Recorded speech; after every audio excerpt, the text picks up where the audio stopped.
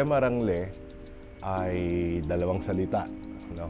Ang Bie ay Kapampangan na salita para sa buhay. Ang Marangle ay farm. So, pinagsama mo, Bie Marangle is basically farm life. At ang Bie ay also yung salita para sa ibigay, give. So, dito sa Bie Marangle, sinasabi namin, we give the farm life experience sa ating mga kabalin at sa buong community na Western Luzon.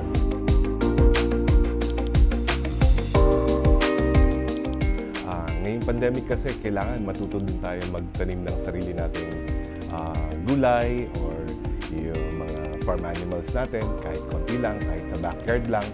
Kasi kung dumating man ang pagkakataon na magka-lockdown ulit, tulad na nangyari sa atin the past 2 years, meron tayong mailuluto para sa ating mga pamilya at kung dadagdagan natin sila, may share din tayo sa ating komunidad.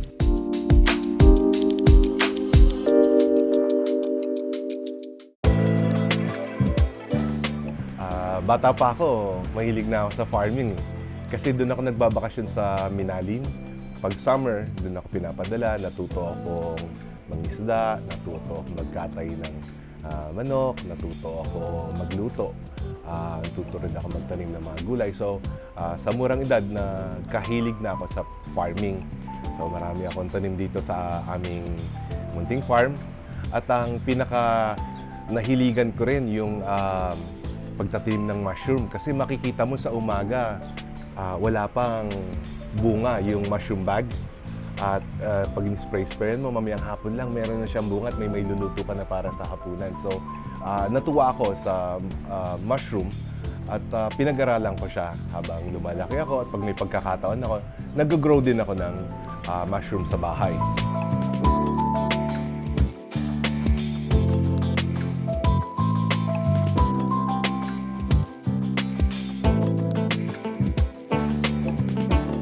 Isa ang mushroom growing sa mga napag-aralan ko sa permaculture design course na natatapos ko noong 2020. Mayroon din tayong mga ibang tanim dito. Meron kaming basil, may oregano. Sila yung mga ginagamit namin sa ating mga spices at mga drinks. May mga nagpasyal na dito sa atin sa Bie Marangle Mushroom Farm at naturuan na rin natin silang magtanim on their own. Tinuro namin kung sino rin yung mga nagturo sa amin. Halimbawa, we directed them to DA sa ibang mushroom growers na naka-network na natin mula nung umuwi kami last year.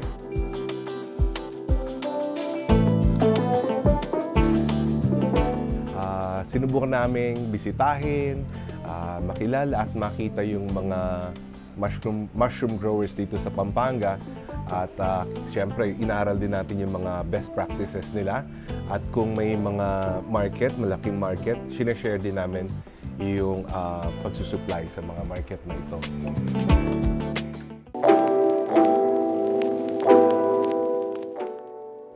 What's the best thing about farming? Ang farming or gardening kasi ay parang meditation din.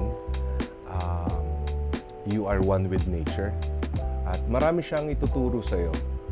Tulad ng patience at persistence. Hindi mo rin mapupuwersa kasi yung mga halaman na mamulaklak or mamunga. You have to be really patient and you have to learn how to see kung ano yung kailangan nila. You will learn how to nourish them. May hugot pa no? Actually, nung pag-uwi namin, hindi namin alam yung market dito in the context of the pandemic. Pati yung kung ready na ba kami to start a business.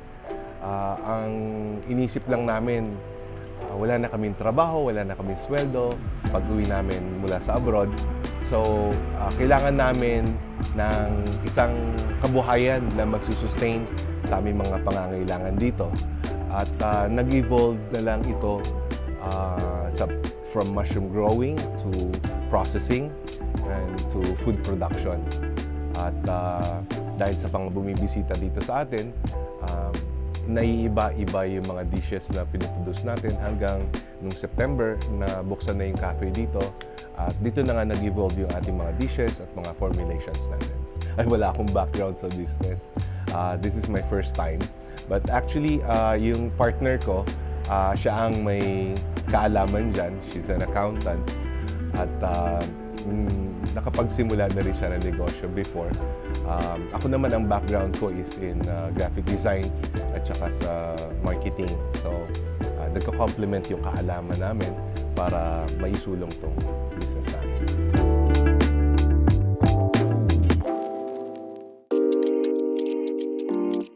Kasi may natural passion kami sa farming and in growing things, and yung mga produce kasi namin, like yung example, yung mushroom, niluluto din namin siya dito sa bahay.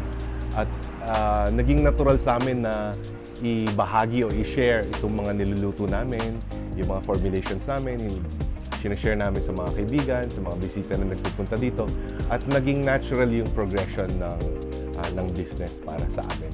At yung pag-conceptualize ng mga pagkain at inumin dito, pati yung nakikita nyo, yung mga ginamit namin dito, yung mga readily available na materials sa community.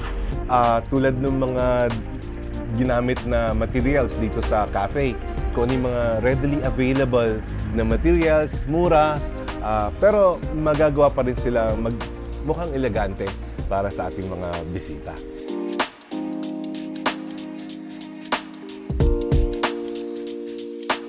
Mako-consider nyo rin sigurong farm to table itong cafe namin, pagkat yung mga ginagamit naming main ingredients sa mga dishes at saka sa mga snacks na ginagawa natin dito ay galing sa mushroom farm. Yung mga inumin natin galing din dito, tulad ng tarragon tea, tanim natin yung tarragon, yung basil tea drink, galing din dito sa farm. Matagal na kasi ako nag-experiment din, parang hobby ko na to. Gumagawa ko na iba-ibang teas. At ito, natikman namin, masarap, at gusto namin siyang share sa mga kaibigan. Sabi nila, ilabas nyo na, ibote nyo na. So, pinag-aralan muna namin siyang i-bottle bago namin siya inilabas sa market. At ngayon, nakakatuwa, pinikap na rin kami ng Shell Canlas, Pampanga. At sa 5 outlets nila, mahanap nila po ang basil tea drink. Napakalaki ng potential ng market natin dito, lalo na sa local. Kasi nagkukulangan pa yung mushroom supply dito sa Pampanga alone, hanggang sa Manila at sa mga kapit bayan natin. So, in-encourage din natin yung ating ibang mga kabayan na kung gusto nilang mag-aral ng mushroom growing, napakalaki pa po ng market. At kailangan nyo lang ng passion at dedication sa mushroom growing.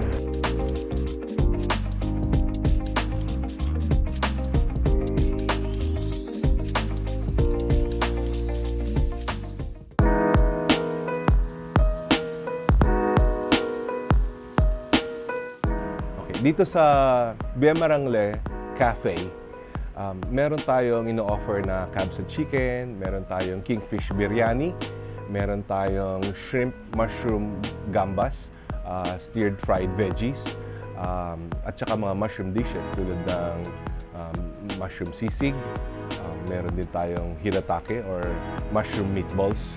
At makikita nyo to sa ating Facebook page, Via Marangle. Meron tayong menu page doon.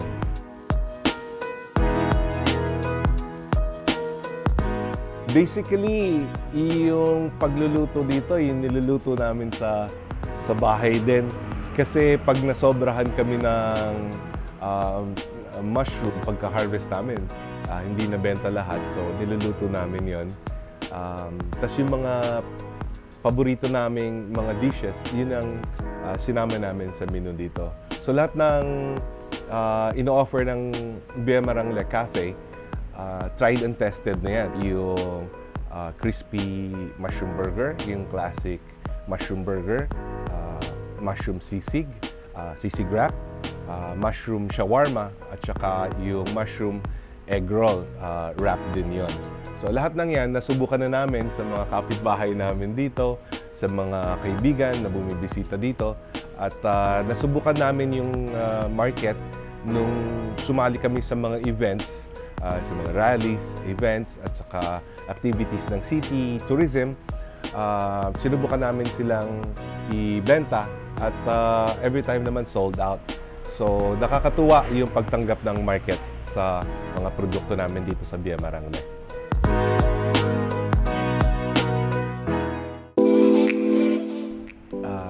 Ngayong context nga ng pandemic, may mga natutunan na tayo ng mga routines natin tulad ng paghuhugas ng kamay, pag-alcohol, pag-disinfect ng mga gamit natin. So, ituloy natin yung mga healthy practices natin at dagdagan na rin natin na subukan natin bawasan yung mga hindi healthy na habits at dagdagan yung mga healthy na habits tulad ng pagkain ng gulay. At ang ino-offer namin dito sa Via Marangle, yun nga mga drinks namin. Subukan ninyo tulad ng basil tea drink, yung tarragon tea natin, at yung pagkain ng mushroom. Kaya nga dito sa Via Marangle, ino-offer namin yung mga mushroom dishes natin at saka mushroom snacks na napaka-healthy naman talaga at nakakatulong sa ating kalusugan. So, why don't you pick up yung bagong habit ng pagkain ng mushroom at subukan po ninyo ang ating mga produkto dito sa Via Marangle. Natutuwa nga kaming ibalita sa inyo na ngayong June, maglalabas kami ng ating food truck para mas maabot po namin yung market, maabot namin yung mga lugar ninyo. At ngayong June din po, umpisa na rin yung mga trainings natin sa mushroom growing. Isa-serve po natin yung mga paboritong mushroom snacks po ninyo at saka yung napakasarap na basil tea drink. Nung nag-umpisa po ang Via Marangle Cafe, 4 lang po ang kaya naming accommodate dito. At dahil po sa kahilingan ninyo na i-accommodate ang mas maraming tao, nag-upgrade po kami ng garden at niluwangan po namin para mas ma-accommodate po namin kayo. Hanggang mga 20 po siguro kaya na natin i-accommodate ngayon. Mag-book lamang po kayo in advance, at least isang araw po in advance. Ngayon, available na ang Via Marangle Cafe para sa events. Abangan nyo po, meron din po kaming sineset up na mas malaking lugar para po sa mga events na yan. Welcome po kayo dito. Pwede po ang mga bata dito. You can bring your pets din po.